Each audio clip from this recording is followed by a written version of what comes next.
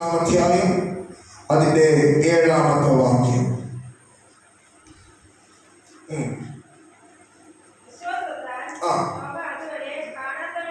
വിശ്വാസത്താൽ നോഹ അതുവരെ കാണാത്തതിനെ കുറിച്ച് അരുളപ്പാടുണ്ടായിട്ട്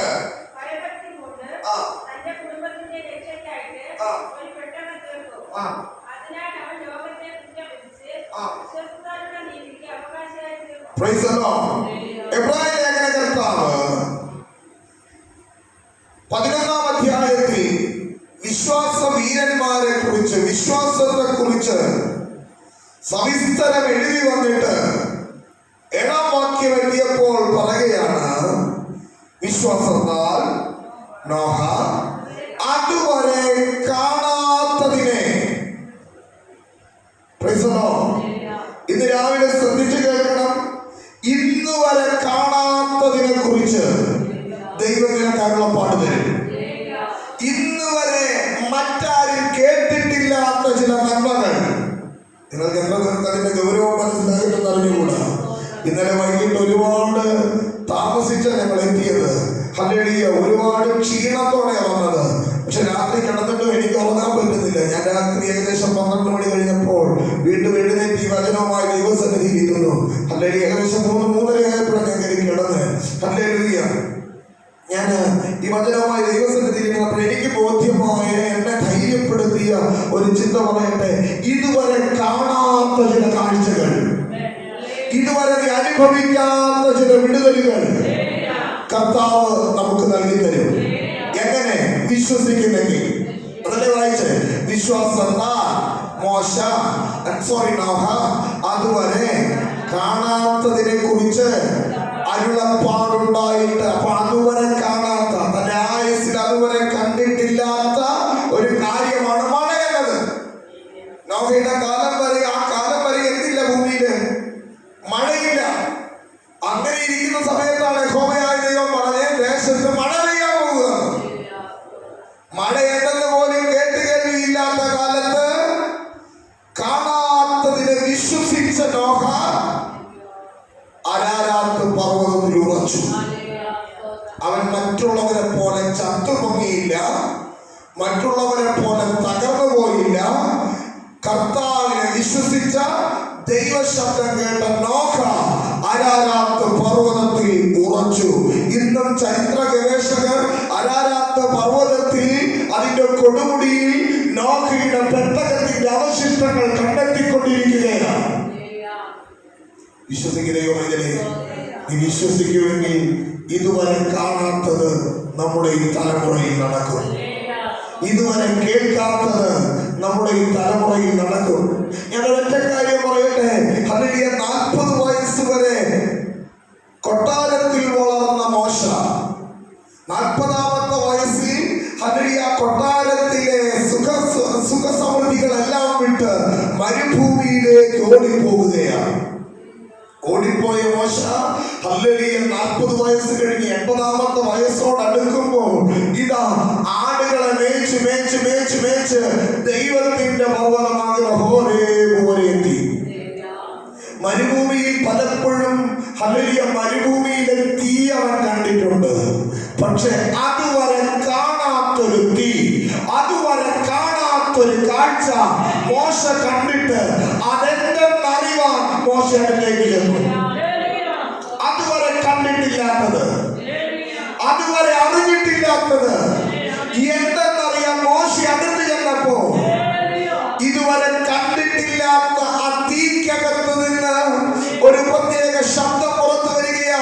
മോശേ, നീ നിൽക്കുന്ന സ്ഥലം വിശുദ്ധ ഭൂമിയാകയാ, നിന്റെ കാലിൽ നിന്ന് ചെരുപ്പടിച്ചു കളക. ശ്രദ്ധിച്ചു കേട്ടെ. അതുവരെ കാണാത്ത തീ കണ്ടിട്ടുണ്ട്. പക്ഷെ ഇപ്പൊ കണ്ട തീ കത്തുന്നുണ്ട്. ഉൾപ്പെടുപ്പ് പക്ഷെ എന്ത് ചെയ്യുന്നില്ല? വെന്തു പോകുന്നില്ല, കരിഞ്ഞു പോകുന്നില്ല. വല്ലാത്തൊരനുഭവം, ഇതുവരെ കാണാത്തൊരു അനുഭവം. ഒരുപക്ഷെ ഇതിനകത്തിരിക്കുന്ന പലരും പറയുന്നുണ്ടായിരിക്കും, എല്ലാവരും ദൈവത്തെ സേവിക്കുന്നു, എല്ലാവരും കർത്താവിനെ ആരാധിക്കുന്നു, അവർക്കാർക്കും ഇതുപോലത്തെ പ്രതിസന്ധിയില്ല. ഞാൻ മാത്രം പ്രതിസന്ധി അനുഭവിക്കുന്നു, എനിക്ക് മാത്രം കഷ്ടം, എനിക്ക് മാത്രം ദുഃഖം, ഞാൻ മാത്രം പ്രതികൂലങ്ങളിലൂടെ കടന്നു പോകുന്നു. എന്താ എനിക്ക് ഇങ്ങനത്തെ ഒരു പ്രതിസന്ധി? വേറെ ആരെയും കണ്ടിട്ടില്ലാത്ത, വേറെ ആരെയും കാണാത്ത പ്രതിസന്ധി ഞാൻ അനുഭവിക്കുന്നെങ്കിൽ ഇന്ന് ആത്മനിയോഗത്തോടെ ഞാൻ പറയട്ടെ, മറ്റാരും കേൾക്കാത്ത, മറ്റാർക്കും ഇല്ലാത്ത ഒരു പുതിയ നിയോഗം,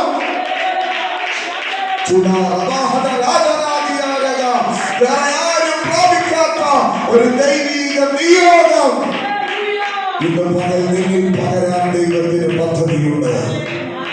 എഫെസോസ് എന്ന് പറയുന്ന സ്ഥലത്ത് ഉള്ള എഫെസോസിലെ സഭയിൽ നീണ്ട 25 വർഷം സഭാ ശുശ്രൂഷകനായി സേവനമനുഷ്ഠിച്ച ഭക്തനായ മനുഷ്യനാണ് യോഹന്നാൻ അപ്പോസ്തലൻ. നീണ്ട 25 വർഷം എഫെസോസ് സഭയിൽ സഭാ ശുശ്രൂഷകനായി സേവനമനുഷ്ഠിച്ച ഭക്തനായ മനുഷ്യൻ. പക്ഷേ തന്റെ 100ാമത്തെ വയസ്സിനോട് അടുക്കുമ്പോൾ ആ രാജ്യത്തെ ഭരണാധികാരിക്ക് തോന്നിയ ചില അസ്വാരസ്യങ്ങൾ നിമിത്തം യോഹന്നാൻ അപ്പോസ്തലനെ അപ്പച്ചനെ പിടിച്ച് തിളക്കുന്ന എണ്ണയ്ക്കകത്തേക്ക് ഇട്ടു. തിളക്കുന്ന എണ്ണയ്ക്കകത്തേക്ക് ഇട്ടാൽ എന്ത് പറ്റും? പോട്ടെ, എണ്ണയ്ക്കകത്ത് പോകുന്ന കാര്യം പോട്ടെ. പപ്പടം കാച്ചാറില്ലേ നമ്മുടെ വീട്ടിൽ? പപ്പടം കാച്ചുമ്പോൾ എണ്ണ തെറിക്കാറുണ്ടോ ദേഹത്ത്? എങ്ങനെയിരിക്കും? നല്ല സുഖമായിരിക്കും അല്ലേ? തിളയ്ക്കുന്ന എണ്ണയ്ക്കകത്തേക്ക് ഈ വയോവൃദ്ധനെ പിടിച്ചൊതുങ്ങി. പക്ഷേ ചരിത്രം പറയുന്നു, ബൈബിള് പറയുന്നു, ഒരു സ്വിമ്മിംഗ് പൂളിൽ നീന്തി തുടിക്കുന്നത് പോലെ ആ മനുഷ്യനായ എണ്ണയ്ക്കകത്ത് കയറി.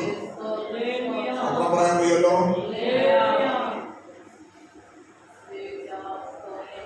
മാരകമായ വിഷം യോഹന്നാൻ അപ്പോസ്തലന്റെ, സ്നാപകനല്ല, യോഹന്നാൻ അപ്പോസ്തലന്റെ വായ്ക്കകത്തേക്ക് നിർബന്ധപൂർവം ആ ഭരണാധികാരി ഒഴിച്ചു കൊടുത്തു. ഒന്നും സംഭവിച്ചില്ല. ഇതുകൊണ്ടൊന്നും മടുക്കാത്ത ഭരണാധികാരി ചെയ്ത കാര്യം, പത്മോസ് എന്ന് പറയുന്ന ദ്വീപിലേക്ക് യോഹന്നാനെ നാട് കടത്തുകയാണ്. നിന്റെ മേലൊരു ദൈവ വിളിയുണ്ടെങ്കിൽ നീ അറിയാത്ത, ഇതുവരെ അറിഞ്ഞിട്ടില്ലാത്ത ചില വാതിലുകളെ സ്വർഗ്ഗം നിനക്ക് വേണ്ടി തുറക്കും. പത്മോസ് എന്ന വാക്കിന്റെ അർത്ഥം മരണത്തിന്റെ നിലവറ എന്ന, മരണത്തിന്റെ നിലവറ. പത്മോസ് എന്ന വാക്കിന്റെ അർത്ഥം മരണത്തിന്റെ നിലവറ എന്ന.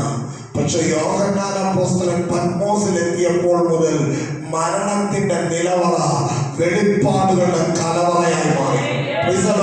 ഇന്ന് രാവിലെ വിശ്വസിക്കണം ദൈവമേ, അല്ലെങ്കിൽ അനേകർക്കും മരണമായി തീർന്ന വാതിലുകൾ, അനേകർക്ക് തകർച്ചയായ വാതിലുകൾ, അല്ലെങ്കിൽ നിനക്ക് ദൈവ മഹത്വം ആരാധിക്കുന്ന വാതിലായി തീരട്ടെ.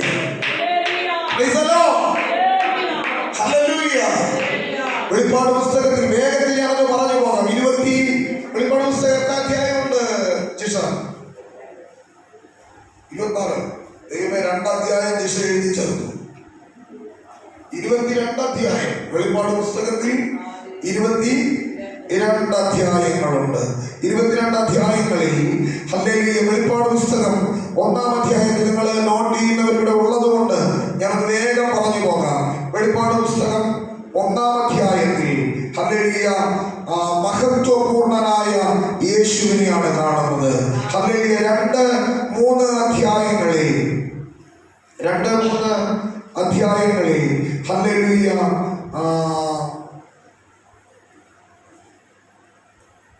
യേശുവിന്റെ രക്തത്താൽ വീണ്ടെടുക്കപ്പെട്ട സഭയെ കാണുന്നു. 1-ാം അധ്യായത്തിൽ മഹത്വപൂർണനായ യേശു, 2-3 അധ്യായങ്ങളിൽ യേശുവിന്റെ രക്തത്താൽ വീണ്ടെടുക്കപ്പെട്ട സഭയെ കാണുന്നു. 4-5 അധ്യായങ്ങൾ സഭയുടെ സ്വർഗീയ ആരാധന കാണുന്നു. ഹല്ലേലൂയ. കേൾക്കണേ, ഇതുവരെ കണ്ടിട്ടില്ലാത്തത് ഇപ്പൊ യോഹന്നാൻ കാണുന്നത് അല്ലേ? ഇപ്പൊ പത്മോസിൽ വന്നത് തകരാനല്ല,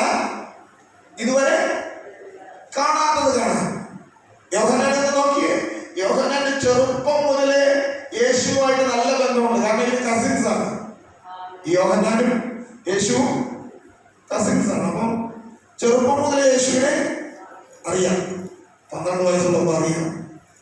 30-ാമത്തെ വയസ്സിൽ ശുശ്രൂഷയ്ക്ക് ഇറങ്ങിയപ്പോൾ അറിയാം. അന്നും കൂടെ ഉണ്ട്. യേശു ക്രൂശിൽ കിടക്കുമ്പോൾ ക്രൂശിന്റെ ചുവട്ടിൽ യോഹന്നാനുണ്ട് അല്ലേ? യേശുവിന്റെ മാറോട് ചാരിയിരുന്നവന് ഭൂമിയിലായിരുന്നപ്പോഴെല്ലാം യേശുവിനെ നന്നായി അടുത്ത് പരിചയമുള്ള യോഹന്നാൻ അതുവരെ കാണാത്ത ചിലത് കാണാൻ, അതുവരെ ഇല്ലാത്ത അറിവ് പ്രാപിക്കാൻ ദൈവത്തിന്റെ ആത്മാവ് അവനെ പത്മോസിലേക്ക് അയക്കുകയാണ്. ഇതുവരെ ഇല്ലാത്ത ചില പുതിയ അറിവുകൾ നേടാൻ, ഇതുവരെ നീ പ്രാപിച്ചിട്ടില്ലാത്ത ദൈവകൃപ പ്രാപിക്കാൻ, അതിനുവേണ്ടിയ ചില ഏകാന്തതകൾ, അതിനുവേണ്ടിയ ചില ഒറ്റപ്പെടലുകൾ, അതിനുവേണ്ടിയ ചില പ്രതിസന്ധികൾ നിന്നെ തകർക്കാനല്ല, ഇതുവരെ ഇല്ലാത്തൊരു ദൈവകൃപ നിന്നിൽ വെളിപ്പെടുത്താൻ. 1-ാം അധ്യായത്തിൽ പത്മോസിലെത്തിയ യോഹന്നാൻ കാണുകയാണ് മഹത്വപൂർണനായ യേശുവിനെ. 2-3 അധ്യായത്തിൽ യേശുവിന്റെ രക്തത്താൽ വീണ്ടെടുക്കപ്പെട്ട സഭയെ കാണുകയാണ്. 4-5 അധ്യായത്തിൽ ദൈവസഭയുടെ സ്വർഗീയ ആരാധനയെ യോഹന്നാൻ കാണുകയാണ്. 6-7 അധ്യായത്തിൽ എതിർ ക്രിസ്തുവിന്റെ വ്യാപാരത്തെ യോഹന്നാൻ അപ്പോസ്തലൻ കണ്ടു. ഹല്ലേലൂയ. 8 മുതൽ 18 വരെയുള്ള അധ്യായങ്ങളിൽ യോഹന്നാൻ അപ്പോസ്തലൻ കണ്ട കാര്യം ഇനിമേൽ സംഭവിക്കാനുള്ളത് കണ്ടു. ഹല്ലേലൂയ. ഇനിമേൽ എന്താണ് സംഭവിക്കാൻ പോകുന്നതെന്ന് വളരെ കൃത്യമായി ആത്മാവാം ദൈവം യോഹന്നാനെ ഇനിമേൽ സംഭവിക്കാനുള്ളത്, ഇതുവരെ കണ്ടിട്ടില്ലാത്തത് ദൈവം അവനെ കാണിച്ചു. 19-20 അധ്യായങ്ങളിൽ മണവാട്ടി സഭയെ കാണിച്ചു കൊടുത്തു. ഹല്ലേലൂയ. 21-22 അധ്യായങ്ങളിൽ ദൈവസഭയുടെ നിത്യത എന്തെന്ന് യോഹന്നാൻ അപ്പോസ്തലന് ദൈവം കാണിച്ചു കൊടുത്തു. ഇതാണ് വെളിപ്പാട് പുസ്തകം. അപ്പൊ കേൾക്കണം പ്രിയമുള്ളവരെ, ഹല്ലേലൂയ. യോഹന്നാൻ ഇതുവരെ കാണാത്ത ചിലത് കാണാൻ അവനെ ദൈവം പത്മോസിലേക്ക് അയച്ചു.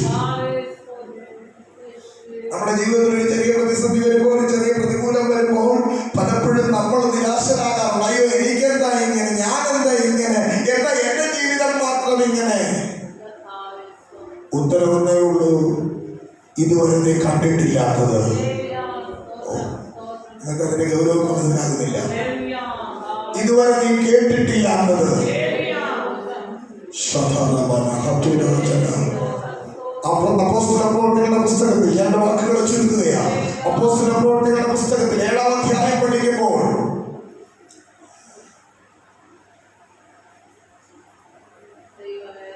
7-ാം അധ്യായത്തിൽ വളരെ കൃത്യമായി കാണുന്ന ഒരു വിഷയം ഇതാണ്. സുവിശേഷം പ്രസംഗിച്ച, മേശമേൽ ശുശ്രൂഷ ചെയ്ത 7 പേരിൽ ഒരുവനായ സ്തെഫാനോസ്. കേട്ടിട്ടുണ്ടോ സ്തെഫാനോസ്? സ്തെഫാനോസ് ആരാ? സ്തെഫാനോസിന്റെ ശുശ്രൂഷ എന്തായിരുന്നു? ശരി, നിങ്ങൾ ശ്രദ്ധിക്കുന്നില്ല. ഇപ്പൊ 2 മിനിറ്റും ആയില്ല. മേശമേൽ ശുശ്രൂഷിക്കുക എന്ന് പറഞ്ഞാൽ ഇത്രയേ ഉള്ളൂ. വരുന്ന ഭാഷമാർക്ക് വച്ച് വിളമ്പി കൊടുക്കുക. അതാ ശുശ്രൂഷ.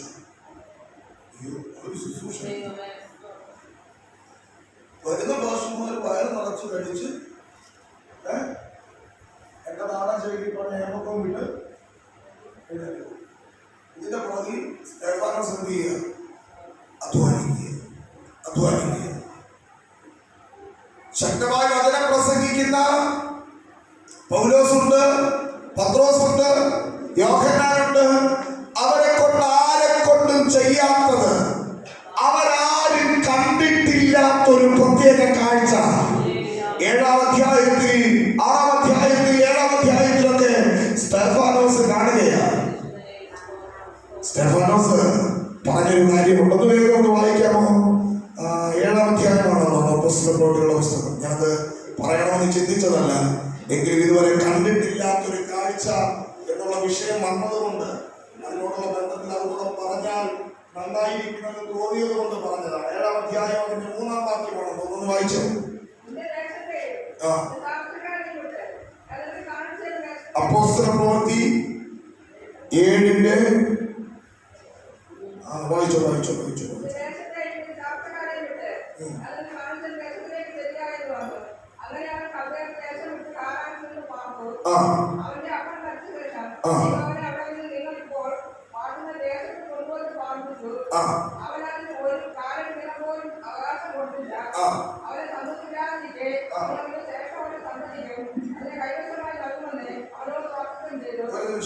രണ്ടാം വാക്യമായി രണ്ടാം വാക്യം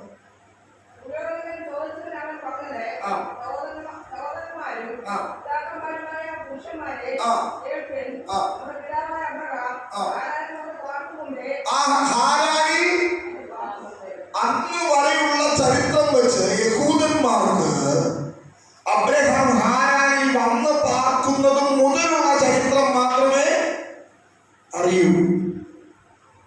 ഹാരാനിൽ വന്ന് പാർക്കുന്നതിന് മുൻപുള്ള അബ്രഹാമിന്റെ ചരിത്രം അധികമാർക്കും അറിഞ്ഞുകൂടാ.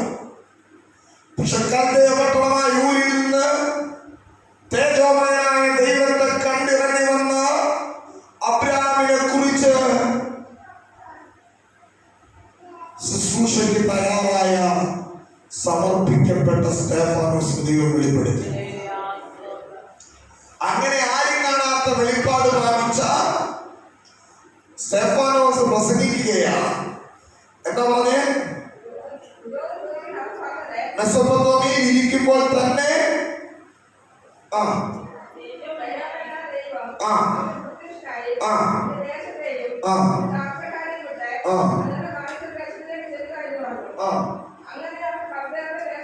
അങ്ങനെ അവർ കൽദയരുടെ ദേശം വിട്ടു. ദൈവശബ്ദം കേട്ടപ്പോ, ദൈവാലോചന കേട്ടപ്പോ, നിന്റെ പിതൃഭവനത്തെയും ചാച്ചക്കാരെയും വിട്ട് ഞാൻ നിന്നെ കാണിപ്പാനിരിക്കുന്ന ദേശത്തേക്ക് പോകാൻ എന്ന് കേട്ടപ്പോൾ അബ്രഹാം ചെയ്ത ഒരു കാര്യം, തന്റെ സഹോദരപുത്രനായ ലോത്തിനെയും തന്റെ അപ്പനായ തേരഹിനെയും തന്റെ ഭാര്യയെയും കൂടെ കൂട്ടി നേരെ പുലർന്നപ്പോൾ യൂഫ്രട്ടീസ് നദി കടന്നു. യൂഫ്രട്ടീസ് നദി അതൊക്കെ പഠിക്കാറുണ്ട്. യൂഫ്രട്ടീസ് നദികൾ, യൂഫ്രട്ടീസ് നദി കടന്ന് അബ്രഹാം യാത്ര തിരിക്കുകയാണ് ഊരിൽ നിന്ന്. കണ്ടവരും കേട്ടവരും ഒക്കെ ചോദിച്ചു. കാരണം കൽദയർ എന്ന് പറഞ്ഞാൽ അക്കാലത്തെ പ്രധാന ഒരു ജാതിയാണ്. അവരുടെ ജോലി വിഗ്രഹങ്ങളെ വാർത്തുണ്ടാക്കുക, വിഗ്രഹങ്ങളെ വിൽക്കുക, ദൈവത്തെ ഹോൾസെയിലായി സപ്ലൈ ചെയ്യുന്ന ഒരു വിഭാഗത്തിൽ നിന്ന് കൽദയ പട്ടണമായ ഊരിൽ നിന്ന് അബ്രഹാമിനെ ദൈവം വിളിക്കുകയാണ്. ഇന്ന് രാവിലെ എന്നെ കേൾക്കുന്ന ദൈവമേ, യൂഫ്രട്ടീസ് നദി കടന്ന അബ്രഹാമിനോട് നാട്ടുകാർ ചോദിച്ച് എവിടെ പോകുകയാ? അബ്രഹാമിന് പറയാൻ ഒറ്റ വാക്കേ ഉള്ളൂ, കാണിപ്പാനിരിക്കുന്ന ദേശത്തേക്ക് പോകാനൊരു വാക്ക് കേട്ടു, ഞാൻ അങ്ങോട്ട് പോകുക. ഇതുവരെ ഞാൻ കണ്ടിട്ടില്ല, പക്ഷെ കാണിക്കാമെന്ന് ഒരുത്തൻ പറഞ്ഞു.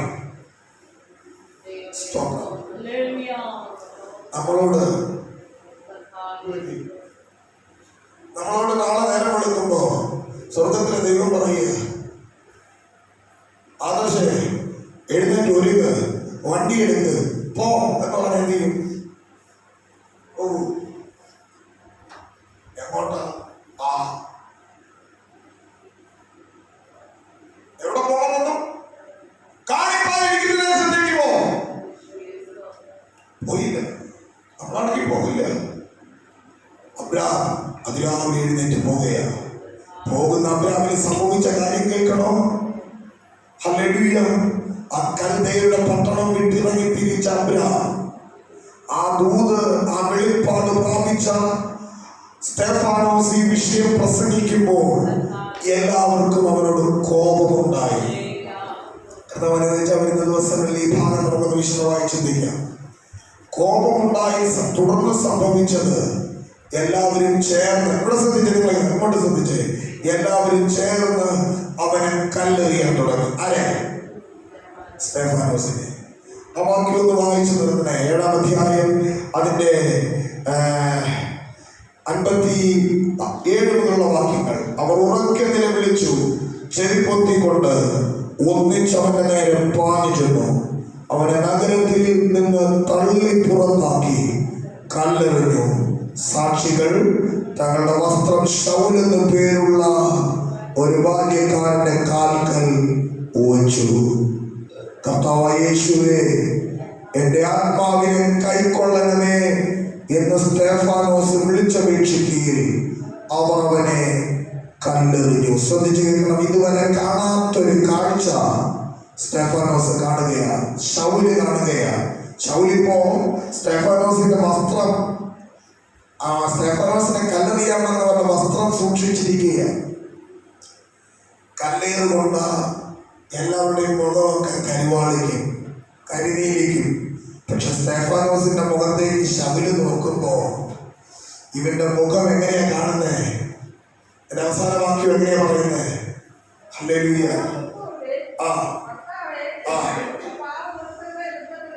ആ ഇത് പറഞ്ഞിട്ട് അവൻ നിദ്ര പ്രാപിച്ചു. ഹല്ലേലൂയ. അതിന്റെ മുൻപുള്ള ഭാഗങ്ങൾ വായിക്കുമ്പോൾ നമുക്ക് വളരെ വ്യക്തമായി കാണാം അവന്റെ മുഖം. 55-ാം വാക്യം, അവനോ പരിശുദ്ധാത്മാവ് നിറഞ്ഞവനായി സ്വർഗത്തിലേക്ക് ഉറ്റി നോക്കി ദൈവത്തിന്റെ മഹത്വവും ദൈവത്തിന്റെ വലതു ഭാഗത്ത് യേശു നിൽക്കുന്നതും കണ്ടു. Hallelujah, hallelujah. അപ്പോഴവൻ പറയും, ഇതാ സ്വർഗം തുറന്നിരിക്കുന്നതും മനുഷ്യപുത്രൻ ദൈവത്തിന്റെ വലതു ഭാഗത്ത് നിൽക്കുന്നതും. ഹല്ലേലൂയ. ഇതുവരെ നീ കണ്ടത് കർത്താവ് നിനക്ക് വേണ്ടി ഇരുന്ന് പ്രവർത്തിക്കുന്നതാണ്. എന്നാൽ ഇന്ന് പകൽ ഈ ദൂത് വിശ്വസിക്കുന്ന ഒരാളെങ്കിലും ഇതിനകത്തുണ്ടെങ്കിൽ ആത്മനിയോഗത്തോടെ ഞാൻ പറയട്ടെ, ഈ ആഴ്ച നിനക്ക് വേണ്ടി എഴുന്നേറ്റ് നിൽക്കുന്ന, നിനക്ക് വേണ്ടി പ്രവർത്തിക്കാൻ തന്റെ സ്ഥാനങ്ങളിൽ എഴുന്നേറ്റ് വരുന്ന ദൈവമകത്വം ഈ ആഴ്ച നിങ്ങൾ കണ്ടിരിക്കും. നിനക്ക് വേണ്ടി എഴുന്നേൽക്കുന്ന ഒരു ദൈവസാന്നിധ്യം. വെറുതെ നിങ്ങളൊന്ന് ഇളക്കാവട്ടെ കരുതി പ്രസംഗിക്കുന്ന പ്രസംഗമല്ല ഇത്. കഴിഞ്ഞ രാത്രി, കഴിഞ്ഞ അർദ്ധരാത്രി, കഴിഞ്ഞ സമയം എന്നോട് ദൈവാത്മാവ് ഇടപെട്ടൊരു ചിന്തയാ. നിനക്ക് വേണ്ടി എഴുന്നേൽക്കുന്ന, ഇതുവരെ നീ കാണാത്ത രീതിയിൽ, ഇതുവരെ നീ കണ്ടിട്ടില്ലാത്ത ചിലത് നിനക്ക് വേണ്ടി ചെയ്യുന്ന ദൈവസന്നിധി. എന്റെ കണ്ണുകൾ ദൈവസന്നിധിയിൽ അടയ്ക്കാം. ഒരുമിച്ച് നമുക്ക് ദൈവസന്നിധിയിൽ പ്രാർത്ഥിക്കാം. ഒരുമിച്ച് ദൈവസന്നിധിയിൽ പ്രാർത്ഥിക്കാം. എല്ലാ കണ്ണുകളും അടച്ചാട്ടെ. ഒരുമിച്ച് ദൈവത്തോട് പ്രാർത്ഥിക്കാം. അപ്പാ, ഈ പകലിൽ ഇതുവരെ കാണാത്ത ചിലത് കാണാൻ എന്നെ അങ്ങയുടെ കരങ്ങളിൽ ഏൽപ്പിക്കും. നല്ല ദൈവമേ, ഞങ്ങളുടെ സ്വർഗീയ പിതാവേ, വചനത്തിനായ സ്തോത്രം.